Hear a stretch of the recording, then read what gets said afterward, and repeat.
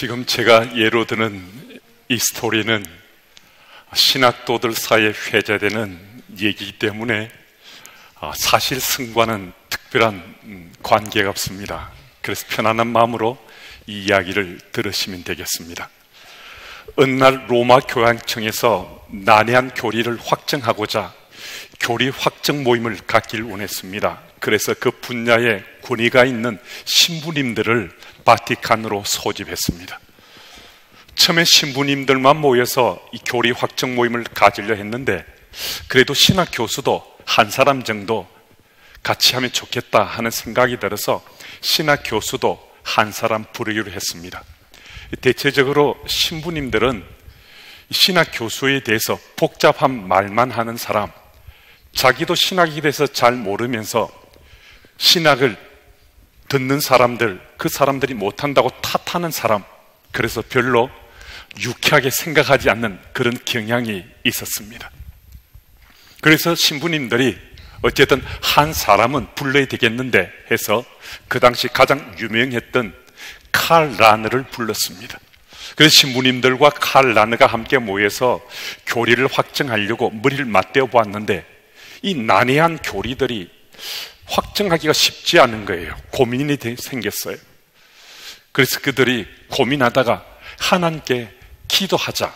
그래서 일단 정회를 하고 기도방에 들어가서 30분 정도 기도하고 나오기로 했습니다. 그래서 신부님들과 칼 라너가 기도방에 들어가서 기도하기 시작했는데 채 20분도 지나지 않았는데 기도방에서 신부님들이 다 밖으로 튀어나왔어요. 신부님들이 하는 말이 하나님의 말씀이 너무 힘들고 어려워서 도저히 듣지 못해서 이제 나왔노라고 그 얘기들을 했습니다. 그런데 보니까 아직 한 사람이 남아있는 거예요. 칼 라너가 아직까지 나오지 않았습니다. 그래서 신부님들이 그 신학 교수들 쓸데없는 사람인 줄 알았는데 그런데 그래도 쓸모가 있구만. 하나님께서 말씀하시는 그 어렵고 이해하기 어려운 그 말씀을 잘 듣고 우리에게 잘 풀어줄 모양이다 하는 기대감으로 칼 라너가 들어간 그 기도방 입구에서 신부님들이 기다렸습니다. 30분, 40분, 1시간 정도 기다렸을 때 드디어 칼 라너가 들어간 기도방이 열리고 한 사람이 나왔습니다. 그래서 신부님들이 기대하는 마음으로 하나님께서 어떤 말씀을 주셨고 그 말씀을 어떻게 풀이했느냐고 그리 가까이 다가보았는데 나온 사람이 칼 라너가 아닌 거예요. 누가 나왔겠습니까? 그 나온 분은 다름 아닌 하나님이셨습니다. 하나님께서 고개를 절레절레 흔드시면서 칼 라너가 하는 이야기가 너무 어려워서 너무나 난해한 이야기만 해서 도저히 이해가 안 돼서 기도방을 튀어나오셨다고 하나님께서 말씀하셨습니다. 아마도 신학도들이 신학하는 것이 너무 어렵다 보니까 만들어낸 이야기일 겁니다. 이처럼 하나님 말씀을 내 삶에 받아들이고 그 말씀을 이해한다는 것은 이처럼 힘들고 어려울 수 있습니다. 때로는 하나님 말씀이 이해가 안 돼서 어렵다는 거예요. 때로는 하나님 말씀이 이해는 돼요. 깨침도 된 거예요. 그런데 그 말씀을 지금 나의 삶의 자리에 내 삶에 적용하며 살려고 하니까 이게 잘 안 되는 거예요. 그래서 이 말씀은 내게 수용이 안 돼서 이 말씀대로 살지 못하겠노라고 우리 힘들어하고 어려워할 수 있습니다. 그런데 이 사실은 우리에게 한 가지를 가르쳐 주고 있잖아요. 이런 고민을 한다는 것은 믿는 자로 살은 우리 삶이 하나님 말씀이 우리 적용돼야 제대로 믿는 자로 산다는 것, 이거 우리가 안다는 거예요. 이 사실을 알기 때문에 힘들고 어렵지만은 이 말씀을 어떻게 하면 적용하면 살 수 있을까? 이 고민하며 산다는 거거든요. 그러니까 하나님 말씀의 생명력이 우리 삶에 영향을 미친다는 것은 다름 아니라 그 말씀이 우리 삶에 적용될 때 하나님 말씀의 생명력이 우리 삶에 영향을 미친다는 겁니다.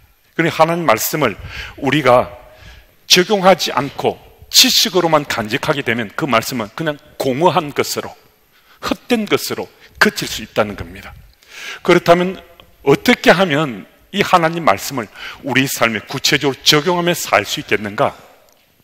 이 질문은 이렇게 달리 바꾸어서 물어볼 수 있습니다. 어떻게 하면 우리 생의 현장에서 구체적으로 말씀의 역동함을 체험할 수 있겠는가? 하나님 말씀이 우리 속에서 움직이는 거예요. 살아서 움직여요. 그러면 어떻게 살겠어요? 그 말씀 따라 우리가 살게 되잖아요. 결국 우리 삶에 그 말씀이 적용되면 우리가 살아간다는 거거든요. 오늘 본문은 바로 이 질문에 대해서 우리에게 실마리를 조금이라도 좀 풀어줄 수 있는 말씀인데요. 왕의 신하의 아들이 병이 들었습니다. 거의 죽게 됐습니다. 그래서 이 왕의 신하가 가버나움에서 예수님이 머물고 계시다는 가나까지 한 걸음에 달려왔습니다. 이 거리가 약 한 34km쯤 되는데요. 지금도 우리가 이 34km를 걸어서 달려온다면 이 가까운 거리 아니잖아요. 그때는 도로상이 워낙 안 좋았으니까 이 길은 참 힘들고 어려운 길이었을 거거든요. 그럼에도 아들이 지금 죽어가니까 한 걸음에 달려왔는데요. 왕의 신하가 달려서 예수님께 내 아들을 살려달라고, 제 아들 살려주십시오라고 호소했습니다. 그때 예수께서는 48절 말씀에서 너희는 표적과 기사를 보지 못하면 도무지 믿지 아니하리라 라고 말씀하셨습니다.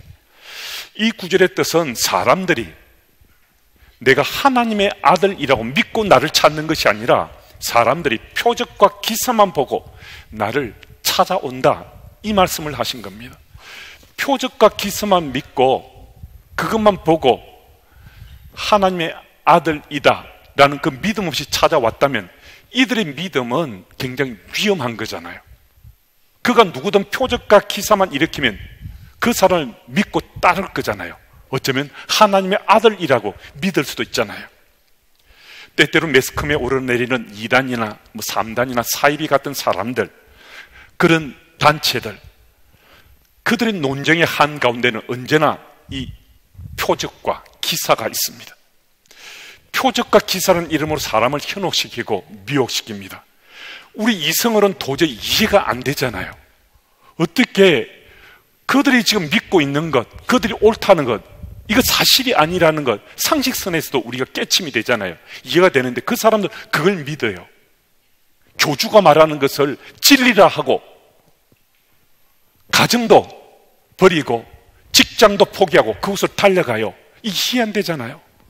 이 믿어지지 않는 일이에요. 그런데 현실 속에 지금 일어나고 있잖아요. 그만큼 사람들은 표적과 기사가 일어난다면 그곳으로 달려간다는 거예요. 그걸 표적과 기사가 일어난 그 사람에게 생각과 마음을 다 준다는 거예요. 우리의 바른 믿음의 삶은 하나님 아닌 사람에게 시선을 주는 것 아니잖아요. 믿는 자의 삶 속에서 표적과 기사가 우리의 시선을 빼앗으면 이 하나님이 아닌 다른 것에 우리 마음을 준다는 거거든요. 그래서 오늘 하나님께서는 우리에게 사람이 아니다, 사람이 일으키는 표적과 기사가 아니다, 하나님께서 지금 우리에게 말씀하시는 이 말씀을 한번 들어봐라, 이 말씀 지금 하시는 거거든요. 여러분과 제가 지금 바른 신앙의 삶을 살길 원한다면 곧 구체적으로 내 마음밭에 하나님 말씀이 살아서 움직이고 역동하길 원한다면 어떻게 할 것인가? 우리의 시선, 우리 믿음의 초점을 우리가 바꾸어야 된다는 거예요. 어떻게 바꿀 것인가? 사람에게서 예수님에게로, 표적과 기사에서 예수님의 삶으로 바꾸어야 된다는 거예요. 우리 시선이, 우리 마음이 예수님께 들어지고요, 예수님의 삶에 맞춰진다 생각해 보십시오. 예수님은 말씀이잖아요. 예수님의 삶은 말씀이 말씀한 것이 드러나고 증거된 거잖아요. 그러면 그 말씀을, 그 삶을 붙여가면 우리 마음밭에 하나님 말씀이 역동하게 되는 거잖아요. 하나님 말씀이 살아 움직이게 되잖아요. 그러면 결국 우리 믿음의 삶은 하나님 말씀을 삶에 적용하며 살게 되는 인생이 되는 거거든요. 오늘 이 자리에 함께한 우리 신앙의 초점이 아주 분명해야 됩니다. 사람이 아닙니다. 예수님입니다. 표적과 기사가 아닙니다. 예수님의 삶입니다. 그리할 때 우리는 오늘 하나님 나라 백성으로 바른 믿음의 삶을 지금 살고 있다 할 수 있습니다. 우리 48절 말씀은 또 한 가지를 우리에게 말씀해 주시는데요, 왕의 신하가 내 아들이 거의 죽게 되었습니다. 내 아들을 위해서 나와 함께 가버나움으로 좀 함께 가십시다. 예수께 찾아와 호소했습니다. 그랬더니 예수님은요, 마치 동문서답처럼 너희는 표적과 기사를 보지 못하면 도저히 믿지 못하리라 라고 말씀하셨습니다. 왜 예수께서 선문답과 같은 이런 말씀으로 답하셨겠습니까? 여러분, 예수님께서는요, 예수님을 찾아오는 사람들, 그들을 긍휼히 여겼습니다. 예수께서는 예수님을 찾아와서 예수님 하고 부르는 사람, 나의 주님이라고 부르는 사람, 그들이 누구든 간에 차별하지 않으시고 그들을 마다하지 않으시고 긍휼을 베푸시고 은혜 베푸시고 주님께서 하실 수 있는 사랑으로 그들 품으셨습니다. 지금 이 왕의 신하가 예수께 찾아왔는데요, 예수님이 하나님의 아들인 것, 그거 믿고 찾아온 것이 아니라 표적과 기사만을 기대하고 찾아왔잖아요. 그게 잘못된 거예요. 그래서 예수님께서는 먼저 긍휼을 베푸셔서 이 왕의 신하가 예수님이 하나님의 아들이신 것, 예수님이 그리스도신 것, 예수님이 구원자 되신 것, 이거 먼저 믿게 하시거든요. 그래서 이 말씀을 통해서 이 왕의 신하를 일깨워 주길 원했습니다. 여러분, 우리 믿음의 기본기는요, 다른 것 아닙니다. 예수님이 하나님의 아들인 것, 이거 믿는 거예요. 우리 믿음의 기본기는 예수님이 나의 그리스도, 나의 구원자를 믿는 거거든요. 지금 예수님께서는 왕의 신하에게 비록 그가 표적과 기사 보고 그것을 기대하며 찾아왔지만 먼저 믿음의 기본기를 예수께서 말씀하시는 거예요. 내가 하나님의 아들이다, 내가 그리스도다, 내가 내 구원자다, 이거 믿게 하시는 거거든요. 여러분 어떻습니까? 지금 이 자리에 예배에 초대받아 이 자리에 함께 했는데요, 예수님이 하나님의 아들로 믿어지십니까?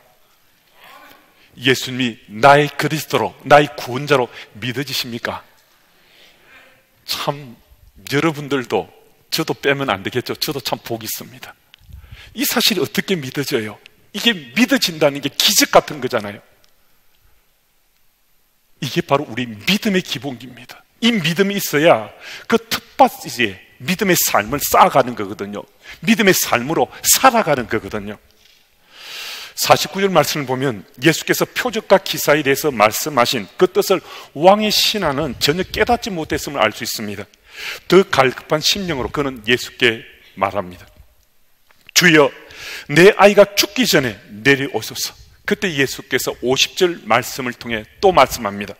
예수께서 이르시되 가라, 내 아들이 살아있다 하시니 그 사람이 예수께서 하신 말씀을 믿고 가더니, 예수께서 이 왕의 신하에게 내 아들이 살아있다라고 말씀하셨는데요, 이 왕의 신하가 아주 순순히 가버나움으로 다시 돌아간다라고 말씀해 주고 있습니다. 지금 전개된 이 말씀의 앞뒤 좌우 문맥을 보면요, 이런 반응은 일어나지 못할 거잖아요. 이런 일은 일어날 수 없는 상황이잖아요. 먼 거리를 한숨에 달려왔어요. 내 아들이 지금 죽어요. 내 아들이 지금 생사의 기로에 지금 놓여 있어요. 그런데 예수께서 한 말씀 하셨어요. 그런데 이 왕의 신하가 놀랍게도 그냥 그 말씀을 듣고 가버나움으로 다시 돌아간다고 길 떠나요. 만약 예수께서 가버나움으로 내려가기를 원하지 않으신다면, 응하지 않는다면 수단과 방법을 다해서도 왕의 신하라는 그 권위로 어떻게든 예수님을 데리고 가려고 그렇게 생각하며 분명히 올라왔을 터인데, 그런데 그냥 가요. 여러분, 왕의 신하지만은 이 왕의 신하는 아빠잖아요. 아들이 지금 죽어가는 거 보고 마음에 담고 가슴에 담고 왔어요. 그냥 내려가겠습니까? 그 먼 길을 달려왔는데 예수님을 직접 만났는데요, 예수께서 말씀하신 걸 들었는데요, 저라면요, 저 못 갑니다. 여러분 가겠습니까? 나 아빠인데요, 제가 아빠인데요, 내 아들이 지금 죽어가는데 그거 보고 한숨에 달려왔는데 드디어 예수님 만났는데요, 저 못 갑니다. 그럼 놀랍게도 이 아빠는 그냥 돌아갔어요. 어떻게 일이 가능했겠습니까? 여러분, 일이 어떻게 가능했겠습니까? 50절 말씀에서 말씀하신 이 말씀을 자세히 보면요, 47절에서 이 50일 사이에 무슨 일이 일어났는지 분명히 말씀해 주고 있습니다. 왕이 신하가 믿고 갔대요. 무엇을 믿고 갔는가? 내 아들이 살아있다 하는 예수께서 주신 이 말씀을 믿고 갔대요. 여러분, 왕의 신하는요, 아버지입니다. 아들이 지금 죽어갑니다. 그럼 돌아가겠습니까? 못 가죠. 그럼 돌아갔어요. 무슨 얘기입니까? 내 아들이 살아있다, 이 말씀을 믿었다는 거예요. 이 말씀이 믿어지니까 자기 아들이 죽는 자리는 자기도 죽는 자리잖아요. 아빠의 심령이 아들이 죽는데 아버지가 살아서 기분 좋아하겠어요? 인생이 죽어지는 그 현장에 있었는데 내 아들이 살아있다 하는 이 말씀 듣고 그는 가버나움으로 다시 돌아갔습니다. 오늘 이 3부 예배에 참석하신 여러분의 삶에 대해 저는 자세히 모릅니다. 하지만 어쩌면 우리 삶도 이 아버지처럼 내 인생이 마치 죽어지는 것 같고 깊은 수렁에 빠지는 것 같고 도저히 소생할 기운이 보여지지 않는 같은 그런 상황과 환경 속에 오늘 예배에 참석하신 분도 계실 수 있습니다. 여러분, 주께서 말씀하시잖아요. 무엇을 말씀하십니까? 우리 보고도 믿고 가라고요.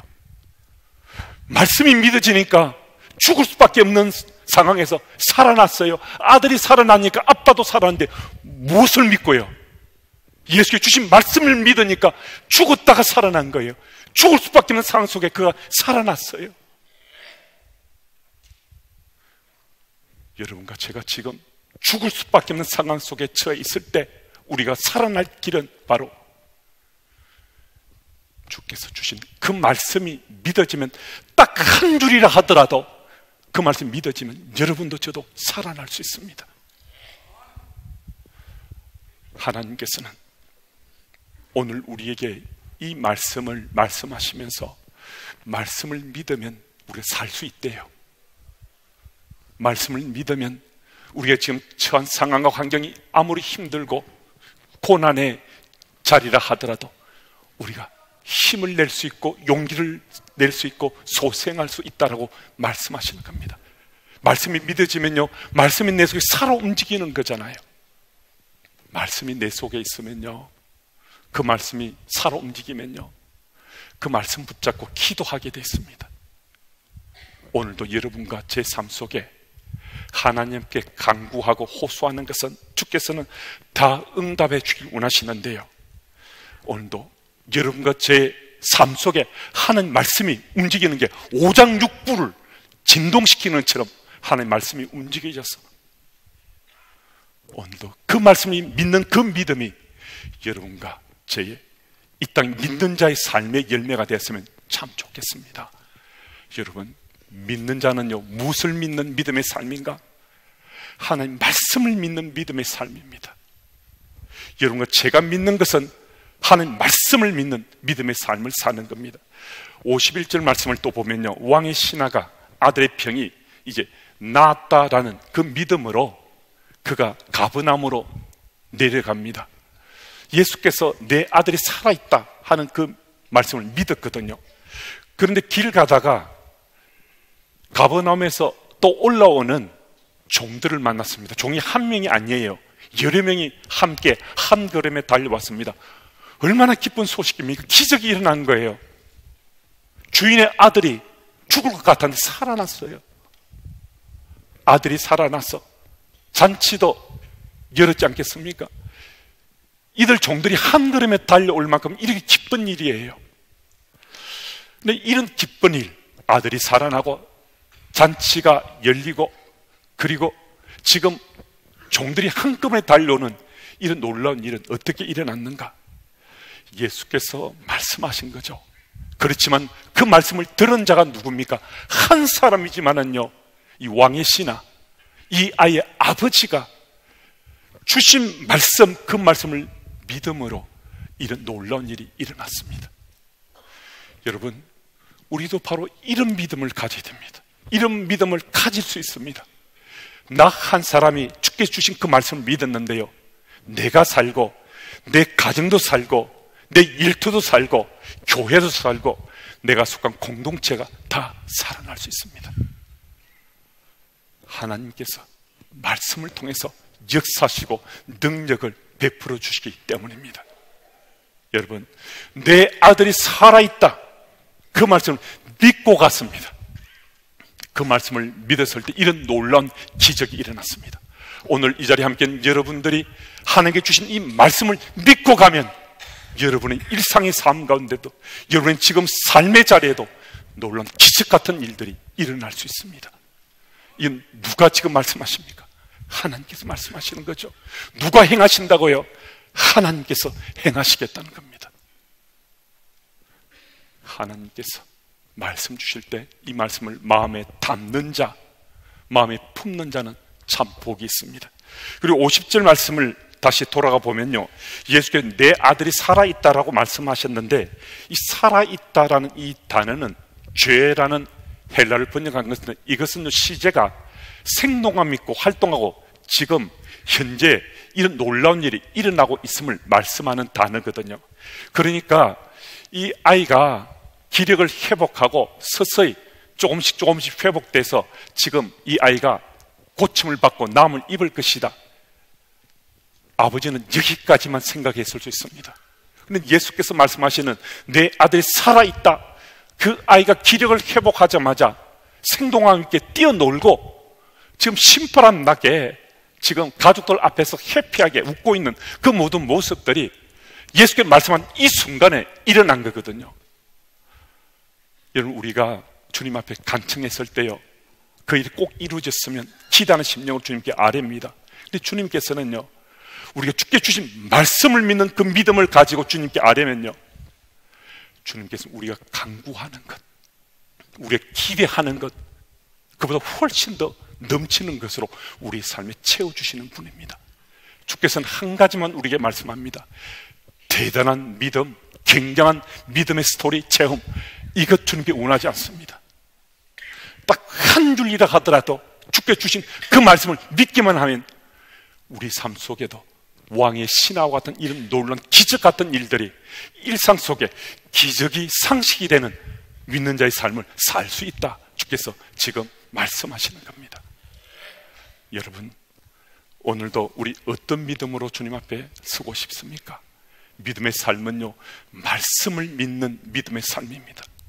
여러분과 제가 오늘도 말씀을 믿는 믿음의 삶을 살면 우리 삶에도 참으로 놀라운 하나님의 역사가 일어나서 우리 삶도 정말 이게 다른 이의 스토리가 아니고 나의 스토리에 기적이 일어나는 믿는 자의 삶의 열매 맺을 수 있습니다. 여러분, 오늘도 하나님께서 우리를 믿으시고 이 자리에 초대하셨는데요, 오늘도 그 말씀을 믿는 그 믿음 가지고 오늘 살고 내일을 준비하면 우리 믿고 간 자로 우리 삶의 족적이 남겨지게 될 겁니다. 언젠가 우리는 다 떠나게 되잖아요. 언젠가 주님의 교회 가족으로 우리가 살다가 언젠가 이곳을 떠나게 되고 언젠가 하나님 나라에 다 입성할 사람이잖아요. 족적이 남겨지잖아요. 여러분과 제 삶의 족적이 믿고 간 사람, 왕의 신하처럼 믿고 간 사람, 믿고 간 사람으로 우리의 삶에 믿음의 족적이 남겨지면 하나님께서도 기뻐하시고 우리도 정말 행복하지 않겠습니까? 오늘 이 자리에 함께한 여러분들도 저도 믿고 간 사람으로 그 족적이 남겨지시기를 예수님 이름으로 축복합니다.